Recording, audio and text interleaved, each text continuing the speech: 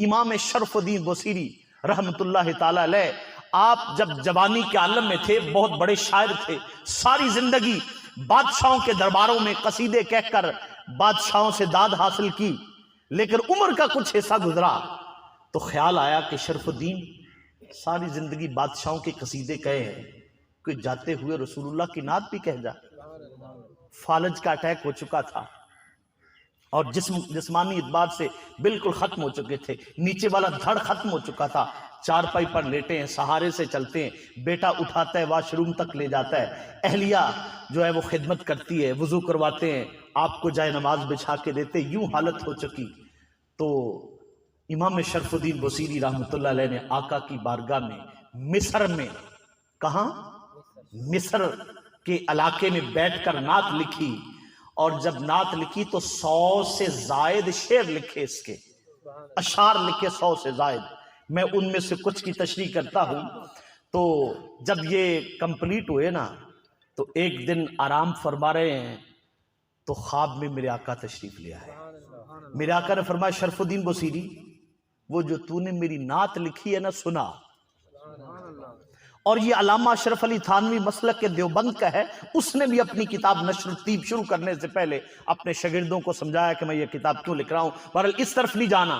آقا نے فرمایا کہ شرف الدین وہ جو نعت لکھی ہے، تو امام شرف الدین نے عرض کی یا رسول اللہ میں نے تو نعتیں کافی لکھی ہیں، کون سی نعت سناؤں؟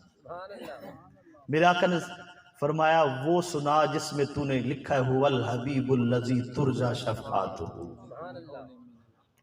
تو جب یہ کہا نا تو بات یہ ہے کہ بے خبر ہو جو غلاموں سے وہ آقا کیا ہے، بندہ مٹ جائے نا اپنے آقا پہ، وہ بندہ کیا ہے؟ یہ ہو ہی نہیں سکتا کہ امتی زار حال سے اپنے محبوب کو پکار رہا اور محبوب کو خبر ہی نہ ہو، یہ کسی اور کا محبوب ہوگا۔ ہمارے محبوب تو اپنے امتیوں کے حال احوال کو جانتے ہیں، لیکن ہمارے پکارنے میں کمی ہے۔ میرے آقا نے جب یہ کہا تو امام شرف الدین بصیری نے پڑھنا شروع کر دیا، سارے اشعار پڑھے تو امام شرف الدین بصیری فرماتے خواب میں خلفائے راشدین بھی تھے، صحابہ بھی تھے، اور وقت کے اولیاء بھی آپ کے ساتھ تھے۔ جب علامہ شرف الدین بصیری فرماتے ہیں میں اس شعر پر پہنچا، وہ شعر پڑا منزہ عن شریک فی محاسنہ فجوہر الحسن فی غیر منقسم۔ یا رسول اللہ سادہ سا ترجمہ آپ کو یہ کر کے بتاتا ہوں، یا رسول اللہ جو اللہ نے آپ کو حسن عطا فرمایا ہے وہ تقسیم ہو ہی نہیں سکتا، وہ کسی کو اللہ نے عطا کیا ہی نہیں ہے۔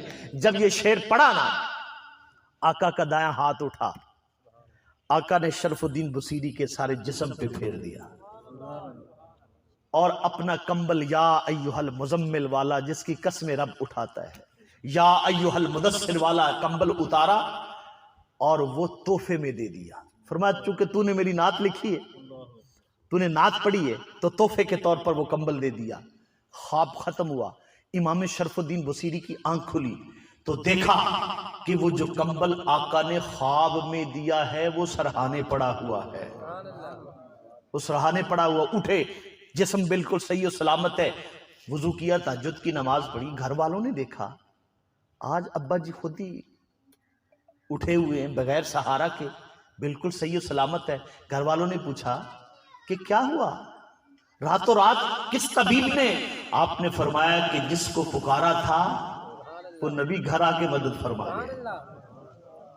اچھا دلچسپ بات یہ، فجر کی اذان ہوئی، فجر کے کئی دن ہو گئے تھے محلے میں مسجد کی جماعت کے ساتھ نماز ادا نہیں کی تھی، دل چاہا کہ جا کر فجر کی نماز جماعت کے ساتھ محلے کی مسجد میں پڑھے۔ امام شرف الدین بصیری نے وہی کمبل جو آقا نے خواب میں عطا فرمایا تھا وہ اوپر لیا، اوپر لے کر مسجد میں نماز پڑھنے کے لیے گئے۔ جب دروازے سے قدم باہر رکھا، گلی میں داخل ہوئے تو ایک اللہ کے ولی گزرے تو انہوں نے فرمایا شرف الدین یہ وہی کمبل ہے جو رات کو خواب میں آقا نے دیا تھا۔ امام شرف الدین چونک اٹھے، فرمایا میں نے تو ابھی تک یہ خواب کسی کو بتایا نہیں ہے، تمہیں کسے معلوم ہوا؟ فرمایا کہ جب آقا رات کو خواب میں آئے تھے تو میں بھی تو آپ کے ساتھ ہی تھا، میں بھی تو انہی کے ساتھ ہے۔ یہ تو شان ہے خدمتگاروں کی، سردار کا عالم کیا ہوگا۔